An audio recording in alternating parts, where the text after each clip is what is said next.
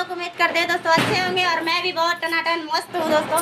और मैं ब्लॉग बनाने आई हूँ दोस्तों लक्ष्मी माता का। देखिए तो दोस्तों हमारे घर में मतलब दिवाली मन चुका है बहुत अच्छे से और मैंने और मेरी सिस्टर ने दिवाली मनाई दोस्तों।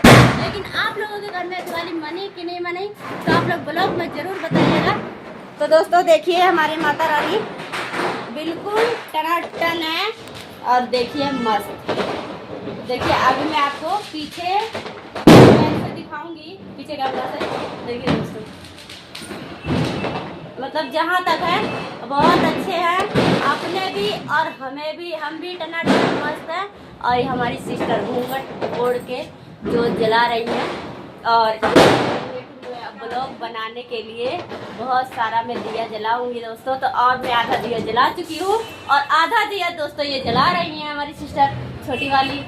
और उसके बाद में दोस्तों इधर से मैं आपको दिखाती हूँ। देखिए दोस्तों